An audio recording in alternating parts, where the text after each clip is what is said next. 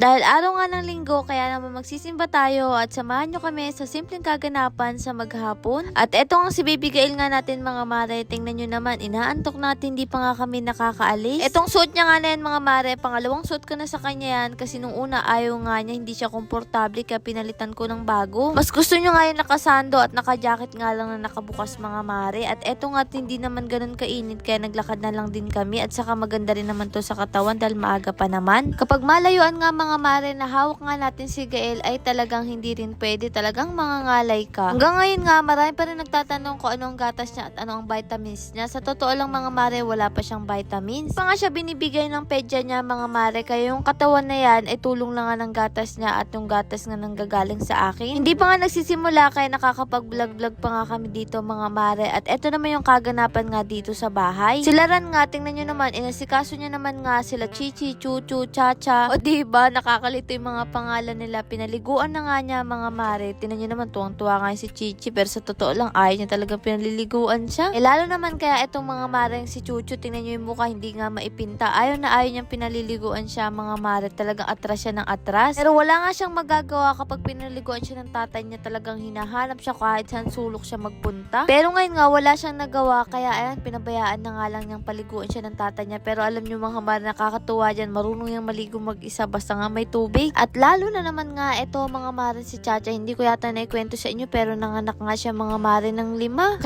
Kailangan na talaga nating ipakapon nga yung mga aso nga natin. Baka kasi mga mare dumami ng gusto. At eto nga tapos na ang simba. Kaya naman naglakad na nga kami dito. Nakakatuwa naman si mama saka si ma'am. Lagi nga daw sila mga maring nanonood sa atin. Kaya naman etong batang to tuwang-tuwa nga kay Gail. Kung malaki na nga lang siguro etong si Gail ay tiyak nga mga mare na lagi silang magkasama. Nga rin nabubuo ang linggo namin kung hindi nga kami nakakapag-picture dito mga mare. Kasi gustong gusto ko nga pinipicturean etong si Gail. Dahil balang araw hindi ko maibabalik yung ganyan siya kalaki. Kaya gusto ko laging may remembrance. Kaya nung napansin kong nainip na nga itong si Gail, kaya ayan, umuwi na nga rin kami mga mare dito. At ayan nga, tingnan nyo, tumitingin na nga rin sa camera. Sakto naman nga at pag uwi nga namin, nagluluto na nga pala dito sila Eric. Etong Baby Gail nga natin mga mare, nakatingin na naman nga sa plato. Eto nga mga mare si Eric, nagisa na nga rin dito ng bawang at sibuyas dahil nga magluluto siya ng adobong baboy. Hindi ko rin pala naikwento sa inyo mga mare, wala nga pala dito si Kuya Richard ngayon. Bali kasi umuwi muna nga siya sa Cavite at ang sabi niya sa Martes nga daw siya babalik. Loko ko pa nga si Kuya Richard mga mare kung kailan kaya yung Martes na yun. Kung naman sa inyo, kami nga mga mare ay nasanay na nga kay Kuya Richard. Inaantay na lang namin kung kailan nga siya babalik at kung kailan nga siya nandito. Kasi sabi ko nga rin sa inyo, kahit gusto yun namin nandito nga palagi si Kuya Richard, may sarili nga siyang buhay. Dahil lahat naman tayo ay may kanya-kanyang ang buhay mga mare at kung saan nga gusto ni Kuya Richard ay andun kami para sa kanya. Kaya pare-pares na lang ulit tayo mag-abang kung kailan babalik nga si Kuya Richard mga mare. O siya, pagkatapos ng kumain, kinahapunan, nag-asikaso na nga rin sila para bumili nga ulit ng kahoy para nga sa kusina. Napansin kasi ni Ran mga mare, parang mas maganda nga na meron ngang harang yung babangan ng kusina natin. Paano ba naman kasi itong mga aso natin, hilig din dun matulog mga mare kaya puro uling at eto't bumili nga sila ng pakwan. Kaya habang wala nga sila mga mare,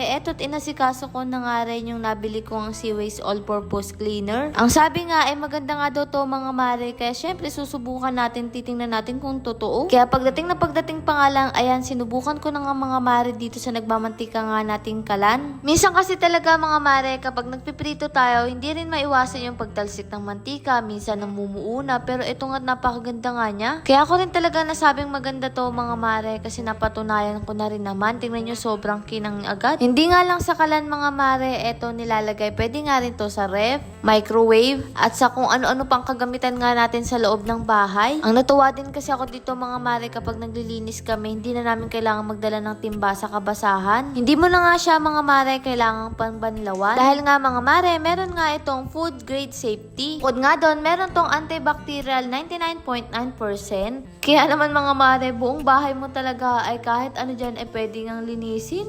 Kaya kapag tapos nga doon mga mare sa kalan, ito na nga rin ang sinunod ko nga yung rep nga natin. Medyo madumi-dumi na nga rin to. Nung natapos na nga ako, eto na nga mga mare, isa nga sa problema namin, medyo madumi na nga yung dingding nga natin kasi minsan kapag madumi yung kamay, nahahawak nga dito sa pader. Lalo na nga mga mare, kapag nga meron kang anak nga sa loob ng bahay, ay talagang hindi to maiiwasan, kaya tamang-tama to sa mga nanay nga at hindi na mahirapan maglinis. Hindi ko na nga kailangan kuskusin ng gusto yan mga mare kasi talagang nawala rin talaga. Akala ko nga nang una ay mahirapan nga ako mga mare kasi medyo matindi rin talaga itong dumi na to. Pero ayun nga, at hindi naman ako nahirapan, talagang napakalinis na nga niya agad. Kaya pwede nga rin to sa may mga anak dyan na palaging nagsusulat sa pader nila at talagang mabubura yan mga mare. Kaya naman, mas napadali nga nito yung trabaho nga natin bilang mga nani na naglilinis nga sa loob ng bahay. No more hassle na nga rin mga mare sa pagbitbit nga ng timba at basahan, at syempre dagdag sabon nga din yun. Lord, maraming pong salamat sa lahat ng blessing at syempre sa inyo mga mare. Paano ba yun? Bukas sa long ulit.